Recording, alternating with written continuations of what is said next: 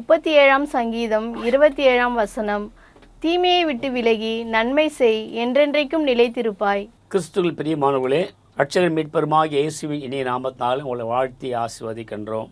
நீ என்றென்றைக்கும் நிலைத்திருப்பாய். இந்த மாதம் முழுவதும் வாக்குத்தத்தங்களை சுதந்திரித்துக் கொள்கிற மாதம். அன்புக்குரியவர்களே, 37:27 வாசி கேட்கலாமா? தீமையை விட்டு விலகி நன்மை செய், என்றென்றைக்கும் நிலைத்திருப்பாய். நீ என்றென்றைக்கும் நிலைத்திருப்பாய். கர்த்தர் பேசுகிறார். சங்கீதம் 41 சங்கீதம் 13 இஸ்ரவேலின் தேவனாகிய கர்த்தர் அநாதியாய் என்றென்றைக்கும் உள்ள சதா காலங்களிலும் ஸ்தோத்தரிக்கப்படத்தக்கவர். ஆமேன், ஆமேன். அன்புக்குரியவர்களே, நாம் நிலைத்திருக்கப்பட வேண்டும் என்று சொன்னால் ஆண்டவராகிய இயேசு கிறிஸ்து என்றென்றைக்கும் அவர் நம்மோடு இருக்க வேண்டும். 41:12 சொல்லுகிறது, நீர் என் உத்தமத்திலே என்னை தாங்கி என்றென்றைக்கும் உம்முடைய சமூகத்தில் என்னை நிலைநிறுத்துவீர். நீர் என் உத்தமத்திலே என்னை தாங்கி என்றென்றைக்கும் உம்முடைய சமூகத்தில் என்னை நிலைநிறுத்துவீர். ஆண்டவரே, என் உத்தமத்தில் என்னை தாங்கி. யோபு பக்தன், யோபு 1 சொல்லுகிறது, ஊத் தேசத்திலே யோபு என்னும் பேர் கொண்ட ஒரு மனுஷன் இருந்தான். அந்த மனுஷன் உத்தமனும் சன்மார்க்கனும் தேவனுக்கு பயந்து பொல்லாப்புக்கு விலகுறவனுமாயிருந்தான்.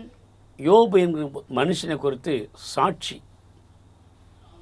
யோபு உத்தமன், யோபு சன்மார்க்கன், யோபு தேவனுக்கு பயப்படுகிறவன், யோபு பொல்லாப்பு விலகிறவன். ஆகவேதான் யோபு நிலைநிறுத்தின கர்த்தர். யோபு வாழ்க்கை எல்லாம் போய்விட்டது. யோபு வாழ்க்கை எல்லாம் போய்விட்டது. ஆனாலும் யோபு ஒரு காலம்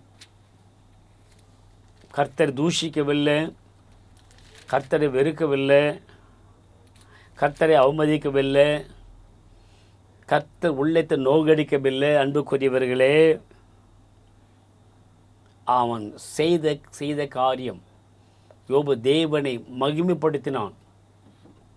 யோபு தேவனை மகிமைப்படுத்தி விசுவாசித்து வல்லவனானான். அன்புக்குரியவர்களே, 89:4 சொல்லுகிறது, என்றென்றைக்கும் உன் சந்ததியை நிலைப்படுத்தி தலைமுறை தலைமுறையாக உன் சிங்காசனத்தை ஸ்தாபிப்பேன் என்று ஆணையிட்டேன் என்றீர்.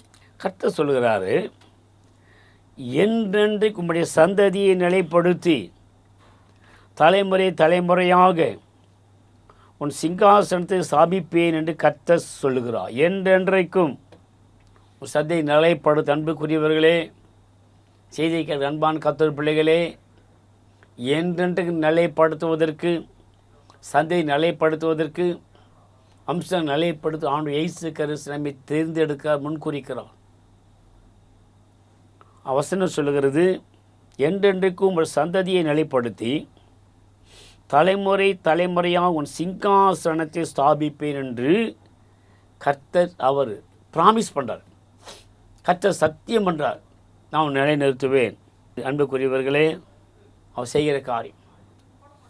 யாத்திராகமம் 9:16 என்னுடைய வல்லமையை உன்னிடத்தில் காண்பிக்கும்படியாகவும் என் நாமம் பூமியிலெங்கும் பிரஸ்தாபம் ஆகும்படியாகவும் உன்னை நிலைநிறுத்தினேன். 7 வல்லமை உன்னிடத்தில் காண்பிக்கும்படியாக. மோசே 40 ஆண்டுகள் பார்வோன் அரண்மனையில் பார்வோன் குமாரத்தியாகிய அவளுக்கு செல்லப்பிள்ளையாக, வளர்ப்பு பிள்ளையாக வாழ்கிறான். மோசே அரண்மனையில் சகல கலைகளை கற்று தேறுகிறான். பார்வோன் அரண்மனை மோசே சில சாஸ்திரத்தில் கற்று தேர்ந்து தேவன் பிரியமுள்ள மகன் மனுஷன் அவன் ஒரு சன்னியாசி போல வாழ்கிறான். அந்த பார்வோனுடைய எகிப்திய அனைத்து சந்தோஷங்களை வெறுத்து ஒருத்து ஒரு சன்னியாசி போல வாழ்கிற நேர காலகட்டங்களில் எகிப்தியன் எபிரேயர்களை நசுக்கின்ற பொழுது, எபிரேயர்களை அடிக்கின்ற பொழுது பார்த்து மனம் துடித்தவனாக அந்த எகிப்தியனை கொண்டு போடுகிறான். அது நிமித்தமாக மோசே பார்வோன் தேசத்தை விட்டு அவன் வெளியே ஓடுகிறான். மீதியான் தேசத்தை ஓடுகிறான். 40 ஆண்டுகள் அவள் வாழ்க்கை கசந்து போன வாழ்க்கை. 40 ஆண்டுகள் ஒரு சன்னியாசியான வாழ்க்கை. 40 ஆண்டுகள் ஒரு கசப்பான வாழ்க்கை. ஒவ்வொரு நாளும் மீதியான் தேசத்துடைய ஆசானுடைய ஆடுகளை மாடுகளை மேய்த்து கொண்ட மோசே கசந்து போன வாழ்க்கை நினைக்கிறான். ஐயோ, நான் படித்த படிப்பு வீணாக போயிடுச்சு, கற்று தேர்ந்த வீரம் வீணாக போயிடுச்சு என்று ஒவ்வொரு நாளும் தேவ சமூகத்தில் கண்ணி விட்டு அழுது கொண்டிருக்கிறான் இந்த மோசே. அன்புக்குரியவர்களே,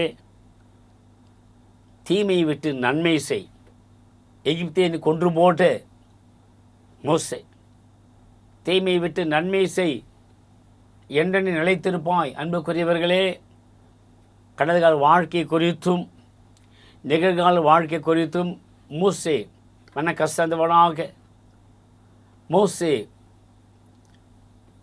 வெறுப்பான உள்ளத்து வாழ நேரத்தில் வெறுப்பான உள்ளம், கசந்து போன உள்ளம், நிலையற்ற உள்ளம், நிலையற்ற நினைவுகள், என் பதினாள் என்னவாகுமோ என்னவாகுமோ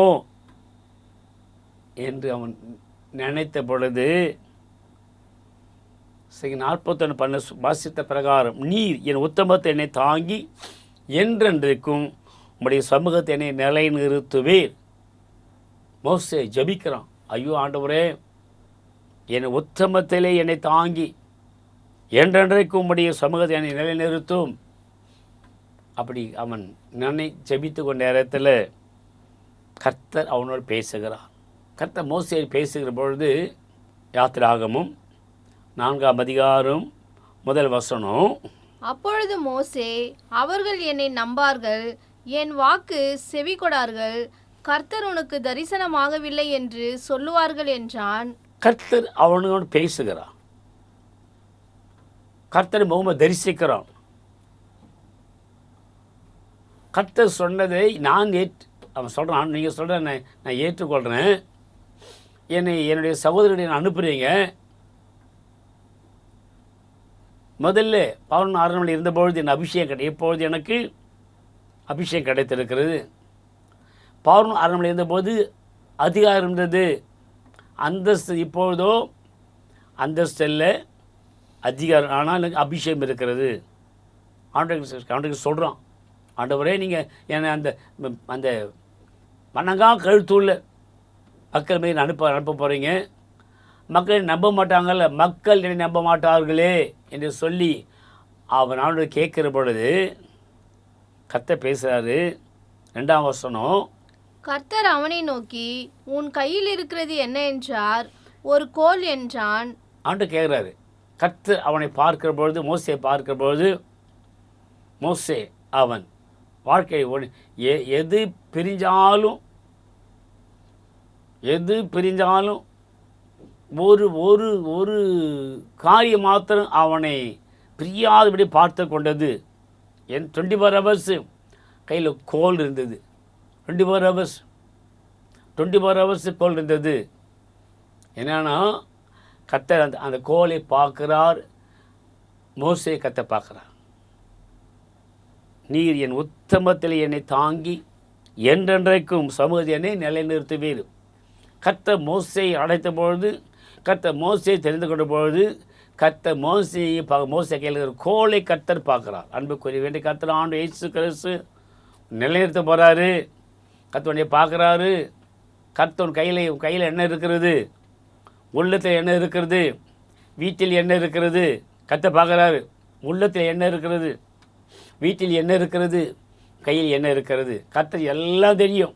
அன்புக்குரிய சகோதரியே, நீர் என் உத்தமத்தை என்னை தாங்கி என்றென்றைக்கும் சமூகத்தை நிலைத்திருப்பாய். ஆண்டவரே, தேவ சமூக காத்திருந்த பொழுது மோசே மோசே பார்த்து, மோசே உன் கையில் என்ன என்றார். அதற்கு அவன் சொல்கிறான், கையில் கோல் ஆண்டவரே, நீங்கள் பார்க்குறீங்களா கோல் இருக்குது. கர்த்தர் பேசுகிறாரு. 3ஆம் வசனம், அதை தரையிலே போடு என்றார். அவன் அதை தரையிலே போட்டபோது அது சர்ப்பமாயிற்று. மோசே அதற்கு விலகி ஓடினான். அன்புக்குரிய இவ்வளவு நாட்கள் கையிலே அது சர்ப்பத்தை பிடித்து கொண்டிருந்தான். பிசாது பிடிச்சிட்டு இருந்தான். பிசாசு இருக்கவரையும் வாழ்க்கையில் முன்னேற முடியாது. கையில் கோல் சர்ப்பம். இன்னைக்கு அநேக சர்ப்பங்கள் உன் வீட்டில் இருக்கிறது. அநேக சர்ப்பம் கையில் இருக்கிறது. சர்ப்பம் இருக்கிற வரையிலும் கோல் இருக்கிற வரையிலும் நீ வாழ்க்கையில் முன்னேற முடியாது. நீரின் உத்தமத்தை என்னை தாங்கி என்னுடைய சமயம் நிலைநிறுத்தாண்டு சமூகம் நிலைநிறுத்த போகிறது. கத்த இன்றைக்கு அது சர்ப்பத்தை எடுத்து கத்த வல்லவராக இருக்கார். கையில் இருக்குது என்ன? கோல். கீழே போடுறான் சர்ப்பம். அந்த சர்ப்பத்தை கண்டு விலகி ஓடுகிறான் மோசே. கத்த பேசுறாரு. கத்த மோசையை நோக்கி உன் கையை நீட்டி அதன் வாளை பிடி என்றான். அவன் தன் கையை நீட்டி அதை பிடித்த பொழுது அது அவன் கையிலே கோல் ஆயிட்டு. பிற்பாடு அது தேவனுடைய கோல், மோசேன் கோல் அல்ல. அன்புக்குரிய இந்த மோசே பக்தன் என்ன பண்ணுறான்னா, தேவனுடைய கோலை கொண்டு எகிப்து தேசத்தில் பார்வன் அரண்மனைக்கு முன்பதாக, எல்லா மந்திரவாள் முன்பதாக, நியாயசாஸ்திரம் முன்பதாக, மந்திரி முன்பதாக இந்த கோலை நீட்டி 10 அற்புதங்களை செய்கிறான். தேவனுடைய கோல் கையில் இருக்கிறது. சிங்காசனது கோல் இருக்கிறது. அன்புக்குரியவர்களே, இன்றைக்கு ஆண்டு சமூகத்தில் கடந்து வந்திருக்கிறோம். நீர் தீமையை விட்டு நன்மையை செய் என்று நிலைத்திருப்பாய். இந்த ஆண்டில் எதிர்பார்க்கிற காரியம் நிலைநிறுத்த போகிறார். அன்புக்குரியவர்களே, ஆகவேதான் யாத்திராகமம் 9ஆம் அதிகாரம் வாசிக்கப்பட்ட பகுதியில் 16ஆம் வசனம், என் வல்லமை உன்னிடத்தில் காண்பிக்கும்படியாக இந்த ஆண்டில் என் வல்லமை உன்னிடத்தில் காண்பிக்கும்படியாகவும் நாம் பூமி எங்கும் பிரசாகும்படியாக உன்னை நிலைநிறுத்தினேன். இந்த காலை நேரத்தில் கர்த்தர் உங்களை, நாமங்களை, குடும்பத்தை, எல்லாரும் மத்தியில் கர்த்தர் பிரசாதப்படுத்த போகிறார். விசுவாசிக்கிறீங்களா? ஒரு ஆமேன்னு சொல்லுங்களேன். அல்லேலூயா. என் நாமத்தை பிரஸ்தாபப்படுத்தும் எந்த ஸ்தலத்தில் வந்து உங்களை ஆஸ்வதிப்பேன் ஆண்டு சொன்னார். இந்த இடத்துல மோசே கர்த்தர் பேசுகிறாரு. என் வல்லமை உன்னிடத்தில் காண்பிக்கும்படியாகவும் 10 அற்புதம் செய்வதற்கு கர்த்தர் மோசேயை தெரிந்து கொண்டார். 10 அற்புதம் செய்வது இயேசு கிறிஸ்து மோசேயை தெரிந்து கொள்வது மாத்திரமே. அவன் மூலமாக அன்னைக்கு வாதைகளை எகிப்து தேசம் உண்டாக்கினார். அன்னைக்கு வாதைகளை உண்டாக்கினார். சாவுக்கு எது இல்லை காரியங்கள் உண்டாக்குகிறார். ஜனங்களை பயப்படுறாங்க. பாவம் பயப்படுறான். எகிப்து தேசம் மொழி மோசையை கண்டு பயப்படுது. ஏன்னு சொன்னால் அவன் கையில் தேவனுடைய கோல் இருந்தது. அன்புக்குரியவர்களே, என் வல்லமை காண்பிக்கும்படியாகவும் நாம் பூமியெங்கும் நிலை பிரசாதமாகும்படியாக உன்னை நிலைநிறுத்தினேன். ஆண்டவராக இயேசு கிறிஸ்து உங்கள் கையில் பரிசு வேதாகமத்தை கற்று கொடுத்துருக்கார். வேதாகமத்தை எடுத்து வாசித்து பரிசு வேதாகமத்தை வாசிக்க போது அநேக ஆசீர்வாதங்களால் பெற்றுக்கொள்ள முடியும். 2வது ரூத்தின் புஸ்தகம் 4ஆம் அதிகாரம் 10ஆம் வசனம், இதுவும் அல்லாமல் மரித்தவனுடைய சகோதரருக்குள்ளும் ஊராருக்குள்ளும் அவனுடைய பேர் அற்று போகாமல் மரித்தனுடைய சுதந்திரத்திலே அவன் பேரை நிலைநிறுத்த நான் மக்லோனின் மனைவியாயிருந்த மோவாபிய ஸ்திரீயான ரூத்தை எனக்கு மனைவியாக கொண்டேன். அதற்கும் இன்றைய தினம் நீங்கள் சாட்சி என்றான். அன்புக்குரியவர்களே, பெத்லேகம் தேசத்தை விட்டு பிரிந்து போன நகோமி வாழ்க்கையில் அநேக சம்பவங்கள். பெத்லேகம் அநேக பஞ்சம் உண்டாயிற்று. பஞ்சத்து நிமித்தமாக அவள் மற்ற தேசம் செலக்ட் பண்ணல, மோவாபு தேசம் செலக்ட் பண்ணுகிறாள். மோவாபு தேச தன் புருஷனோடு 2 மகன்களோடு தேசத்துக்கு கடந்து போகிறாள். தன் புருஷனாகிய எலிமெலேக்கு 2 குமாரராகிய மக்லோன், கிளியோன், எலிமெலேக்கு, மக்லோன், கிளியோன், இந்த 3 பேர்களோடு பெத்லேகம் போகிறாள். அங்கே போன பிற்பாடு என் மகன்களுக்கு மக்லோனுக்கும்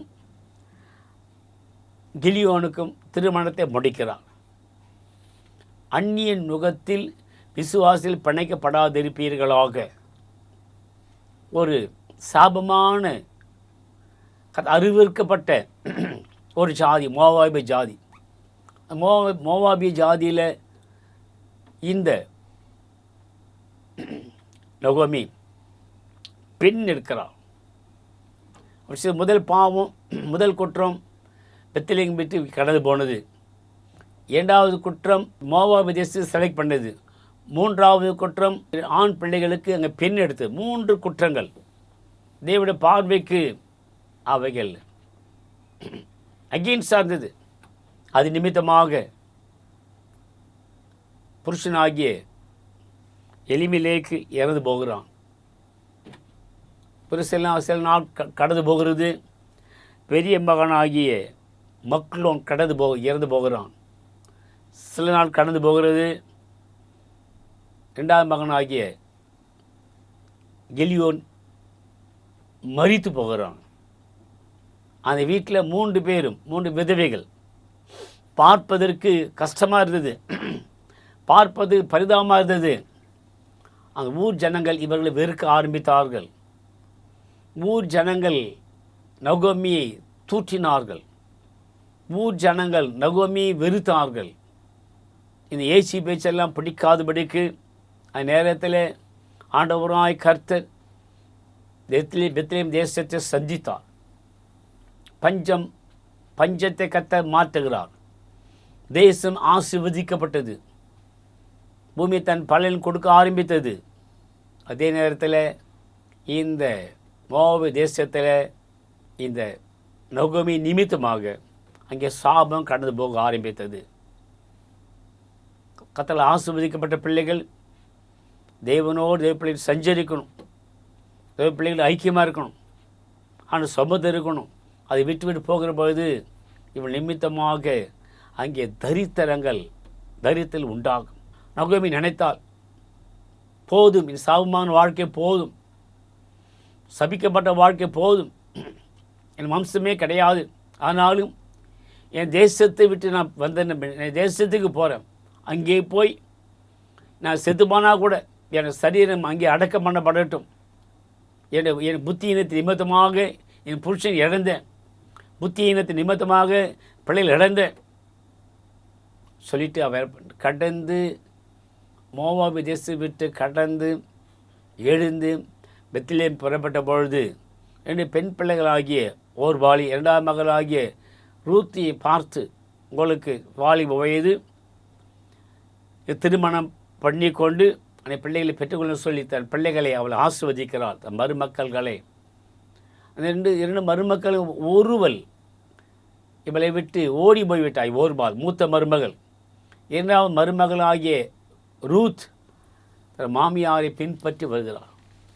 வம்சமற்ற ரூத்து, வாழ்க்கையை கசந்து போன ரூத்து, பிள்ளைகள ரூத்து. ஆனால் செய்த காரியம் அவள் என்ன சொல்கிறான்னா, தன்னுடைய மாமியாராகிய நகோமியை பார்த்து அவர் சொல்லுகிறாள். ரூத்தின் புஸ்தகம் 1ஆம் அதிகாரம் 16ஆம் வசனம். அதற்கு ரூத், நான் உம்மை பின்பற்றாமல் உம்மை விட்டு திரும்பி போவதை குறித்து என்னோட பேச வேண்டாம். நீர் போகும் இடத்திற்கு நானும் வருவேன், நீர் தங்கும் இடத்திலே நானும் தங்குவேன். உம்முடைய ஜனம் என்னுடைய ஜனம், உம்முடைய தேவன் என்னுடைய தேவன். இவர் சொல்லுகிற காரியம் தன்னுடைய மாமியார் ஆகிய நகோமி பார்த்து சொல்லுகிறாள், நீ தங்கும் இடத்திற்கு, நீ போகும் இடத்திற்கு நான் வருவேன், நீ தங்கும் இடத்தில் நான் தங்குவேன். அது மாத்திரமல்ல, உம்முடைய ஜனம் என்னுடைய ஜனம், உம்முடைய தேவன் என்னுடைய தேவன். விசுவாசம் காண்கிறதை வணங்குவதை காட்டிலும் காணாம விசுவாசிக்கிறவர்கள், இவன் காணாம விசுவாசிக்கிறான். பெத்லெகேம் தேசத்தை பார்க்கவில்லை, கர்த்தரை பற்றி கேட்கவில்லை, கர்த்தரை விசுவாசிக்கிறான், கர்த்தரை நேசிக்கிறான். அவர் தன் மாமியாராகிய நகோமியை பின்பற்றி வந்தபொழுது கர்த்தர் அவளை ஆசீர்வதிக்க விரும்பினார். அந்த குடும்பத்தில் அவளோட பேரை நிலைநிறுத்த விரும்புகிறார். நகோமியை பார்த்து அல்ல, ரூத்தை பார்த்து, உன் ஜனம் என் ஜனம், உன் தேவன் என் தேவன் சொன்னாலே அது நிமித்தமாக கர்த்தர் வாழ்க்கையில் ஒரு ஆசீர்வாதம் கட்டளை விரும்புகிறார். அது வாசிக்கப்பட்ட பகுதியில் ரூத் 4ஆம் அதிகாரம் 10ஆம் வசனம், இதுவுமல்லாமல் மரித்தோருடைய சகோதரர்களுக்குள்ளும் ஊராருக்குள்ளும் அவனுடைய பேர் அற்று போகாமல் மரித்தனுடைய சுதந்திரத்தை நிலைநிறுத்த, அந்த வம்சத்தை நிலைநிறுத்த, நகோமி வம்சத்தை நிலைநிறுத்த, நகோமி கணவனுடைய வம்சத்தை நிலைநிறுத்த, நகோமி மகனாகிய எலிமெலேக் வம்சத்தை நிலைநிறுத்த ஆண்டவராய் கர்த்தர் ரூத்தை தெரிந்து கொண்டு அவளுக்கு அங்கே போவாஸ் என்கிறதான ஒரு மனுஷனை கர்த்தர் கொடுக்கிறார்.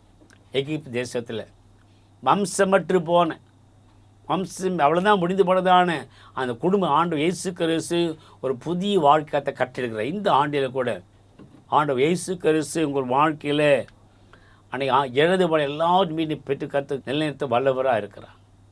கற்று நிலைநிறுத்த வல்லவராக இருக்கார். அன்புக்குரியவர்களே, ஆகவே தான் அவன் அந்த ரூத்தை அவன் மனம் பிடிக்கின்ற பொழுது அவன் சொல்லிருக்க காரியம் போவாஸ் சொல்கிறார், நான் மக்களும் மனைவியாக இருந்தான் மோவாபிய ஸ்திரியான ரூத்தை எனக்கு மனைவியாக கொண்டேன்.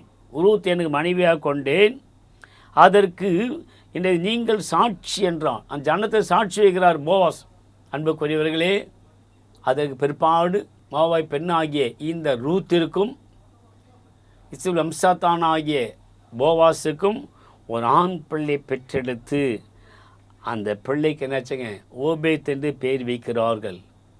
அவர் என்ற நிலைநிறுத்த வல்லவர். அந்த ஓபேத் வயிற்றில் ஈசாய் பிறக்கிறார். ஈசா வயிற்றில் தாவீது பிறக்கிறார். தாவீது வம்சத்தில் இயேசுவான்னு பிறக்கிறார். ஆகவே தான் அவனுடைய இயேசு நம்மை நிலைநிறுத்த வல்லவராக இருக்கிறார். நீதிமொழிகள் 24ஆம் அதிகாரம் 3ஆம் வசனம், வீடு ஞானத்தினாலே கட்டப்பட்டு விவேகத்தினாலே நிலைநிறுத்தப்படும். வீடு ஞானத்தினாலே கட்டப்பட்டு விவேகத்தினாலே நிலைநிறுத்தப்படும். உன் வீடு ஞானத்தினாலே கட்டப்பட்டிருக்கிறது. கர்த்தர் கட்டுவிப்பார். வீடு ஞானத்தினாலே கட்டப்பட்டு விவேகத்தினாலே நிலைநிறுத்தப்படும். யாத்திராகமம் 12ஆம் அதிகாரம் 13ஆம் வசனம், நீங்கள் இருக்கும் வீடுகளில் அந்த இரத்தம் உங்களுக்காக அடையாளமாய் இருக்கும். அந்த இரத்தத்தை நான் கண்டு உங்களை கடந்து போவேன். நான் எகிப்து தேசத்தை அழிக்கும் போது அழிக்கும் வாதை உங்களுக்குள்ளே வராதிருக்கும். நீங்கள் இருக்கும் வீடுகளில் அந்த இரத்தம் உங்களுக்கு அடையாளமாக இருக்கும். அன்புக்குரியவர்களே, எகிப்து தேசத்தில் கடைசி 10வது அற்புதம் கர்த்தர் பேசுகிறார். வீடு விவேகத்தினால் நிலைநிறுத்தப்படும். பழுதட்டு ஆட்டுக்குட்டி எடுத்து அடி கர்த்தர் சர்வாங்க தகன பலியை கொடுத்து ஒரு எகிப்தின் வீட்டில் இரத்தத்தை பூச வேண்டும். ராத்திரி நேரத்தில் சங்கார தூதன் எந்த வீட்டில் ரத்தம் பூசப்படல் அது வீட்டுக்குள்ளே கடந்து போய் அதுக்கு தான் முதல் பேரை மனுஷனையும் எல்லாம் சங்கரித்து போன சங்காரத்தோடு கத்தை பேசுகிறாரு. மோசே ஒவ்வொரு வீட்டில் ரத்தம் தெளிக்கப்பட்டிருக்க வேண்டும், ரத்தம் பூசப்பட்டிருக்க வேண்டும். ஆகவே வாசிக்கப்பட்ட பகுதியில் 11:12 யாத்திராகமத்தில், அந்த ராத்திரியில் நான் எகிப்து தேசம் கடந்து போய் எகிப்து தேசத்துள்ள மனிதனும் மிருகஜீவன் மட்டும் முதல் பேராயிருக்கிறவர்கள் எல்லாம் அதம் பண்ணி எகிப்து தேவர்கள் மேல் நீதியை செலுத்துவேன் நானே கர்த்தர். ஒவ்வொரு வீட்டில் ஆண்டவர் இயேசு கிறிஸ்து விவேகத்தின் நிலைநிறுத்தப்படும். எந்த வீட்டில் ரத்தம் பூசப்படவில்லையோ, எந்த வீட்டில் ரத்தம் ஆடு அடிக்கப்பட அந்த வீடு அதம் பண்ணப்பட போகிறது. இன்றைக்கு அன்புக்குரிய இன்றைக்கு ஆண்டவர் இயேசு கிறிஸ்து எனக்கு உன் வீட்டை கர்த்தர் நிலைநிறுத்த விரும்புகிறார். வீடு விவேகத்தை கட்டப்பட்டிருக்கணும். வாது உங்களுக்கு இந்த வருஷம் வராது, வாதை வியாதி வராது. அதான் அந்த இரத்தத்தை நான் கண்டு உங்களை கடந்து போவேன். எகிப்து தேசத்தை அழிக்கும்போது அழிக்கும் வாது உங்களுக்குள்ளே வராது. இந்த ஆண்டு நிலைநிறுத்த போகிறேன். தீமை விட்டு நன்மை செய், நிலைநிறுத்துவேன். இயேசு ரத்தம் தெளிக்கப்படுது, இயேசு ரத்தம் பூசப்படுகிற வாது வீட்டுக்குள்ளே வராது, வியாதி வராது, போராட்டம் வராது, பிரச்சனை வராது. எல்லாம் ஆண்டு இயேசு ரத்தம் அப்படியே தடுத்து ஆட்கொள்ளும். இந்த நேரத்தில் ஆண்டவரே என் வீட்டை சுற்றிலும் ரத்தத்தை தெளித்து என் வீடு உமக்கேற்ற வீடாக இருக்க வேண்டும். ஆண்டவர் இயேசு கிறிஸ்துவை தான் அந்த வீட்டில் அந்த மரியாதை ஏற்றுக்கொண்டாள். எந்த வீடு இயேசு ஏற்றுக்கொள்ளும் அந்த வீட்டில் வசனம் சொல்லப்படும். வசனம் சொல்ல அநேக ரட்சிக்கப்படுவோம். ஆண்டவர் சமூகம் வீட்டை இன்றைக்கு திறந்து கொடு, சுவிசேஷத்தை திறந்து கொடு, ஊழியத்தை திறந்து கொடு, வார்த்தைகளை சொல்லி திறந்து கொடு, ஜெப நாடு திறந்து கொடு, ஜெபிக்க ஆட்கள் ஏற்படுத்து. கர்த்தர் பேசுகிறார். நன்மை செய், உன் வீடு நிலைநிறுத்தப்படும். ஜெபிக்கலாமா? அன்பு நிறைந்த நல்ல ஆண்டவரே, இந்த ஆசீர்வாதமான இந்த காலை நேரத்துக்காய் ஸ்தோத்திரம். நான் இந்த ஒவ்வொரு நாள் கர்த்தர் எங்களை அபிரதமாய் ஆசீர்வதிக்கிற ஐயா. உன்னை நிலைநிறுத்துவே சொன்னீங்களே ஐயா. இந்த குடும்பம் இன்றைக்கு நிலையேற்றிருக்கிறது. என்ன செய்ய போகிறேன் தடுமாறி கொண்டிருக்க இந்த அன்பு குடும்பத்தை கர்த்தர் கண்ணோக்கி பாரும். என்ன செய்ய போகிறேன்?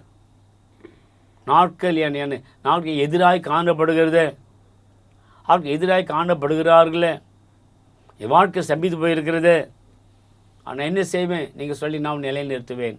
அன்பு மகளே, அவன் இயேசு கிறிஸ்து வாழ்க்கை நிலைநிறுத்த வல்லவராக இருக்கார். கர்த்தரை கண்ணோக்கிப்பார்.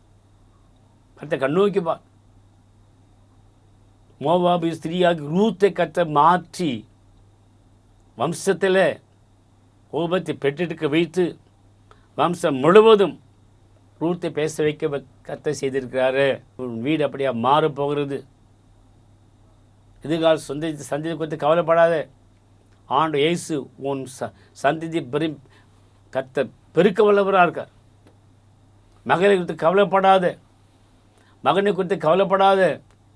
அருண் ஆண்டு இயேசு கிறிஸ்து அபரிதமாக ஆசீர்வதிக்க உன்னை சிலைக்கு சூஸ் பண்ணியிருக்காரு. எந்த வீடு விவேகத்தான் நிலைநிறுத்தப்படும். நன்மை செய், தீமையை விட்டு விலகு, நான் நிலைநிறுத்துவேன். மக்கள் ஸ்தோத்திரம். ஆண்டவரே, அன்றைக்கு ஆளுகளை பின்னால் ஓடிக்கொண்டுதான் தாவீதை கர்த்தர் சந்தித்து ராஜாவாக மாற்றினீர். அவன் ஓடிக்கொண்டிருந்தான். அப்சலோமுக்கு பயந்து ஓடினான். பகனுக்காக பயந்து ஓடுறான். மாமனா பயந்து ஓடுறான். எதிரி பயந்து பெரிசு பயந்து ஓடுறான். ஆனால் ஆண்டு எய்ஸ் ஓடிக்கொண்டதான்னு அன்றைக்கு தாவீது கூட கர்த்தர் கூட இருந்து அவன் நிலைநிறுத்தி முழு இஸ்ரவேல் தேசத்துக்கு அவன் ராஜாவாக உயர்த்தி ஆசீர்வதித்து, அதே போல் பிள்ளைகள் வாழ்க்கையில் ஒரு ஆசீர்வாதத்துக்கான உதவி செய்யும். செய்திக்கிற ஒரு பிள்ளை கர்த்தர் ஆசீர்வதிப்பதாக. இயேசுவின் நல்ல நாமத்தில் பிதாவே, ஆமென். God bless you. கர்த்தர் உங்களை ஆசீர்வதிப்பார். அன்பார்ந்த நேயர்களே, 26/1/2026 குடியரசு தினத்தை முன்னிட்டு இயேசுவின் பாதத்தில் ஒரு நாள் உபவாச ஜெபம். நேரம் காலை 9 மணி முதல் மதியம் 1 மணி வரை. தேவ செய்தி பாஸ்டர் டி. ஜேசுகுமார். இடம் Ebenezer full gospel church, Chengam, Tiruvannamalai. தொடர்புக்கு பாஸ்டர் ஆரோன். அலைபேசி எண் 9894510186. பிரியமானவர்களே, இந்த நிகழ்ச்சி உங்களுக்கு மிகவும் ஆசீர்வாதமாக இருந்திருக்கும் என்று கர்த்தருக்குள் நிச்சயமாய் நம்புகிறோம். உங்களுக்காக ஜெபிக்க விரும்புகிறோம். எங்கள் விலாசம் pastor D. Jesukumar, number 719B, மாப்போசி தெரு, பெரியார் நகர், சென்னை 60039. Mobile number 9448735356.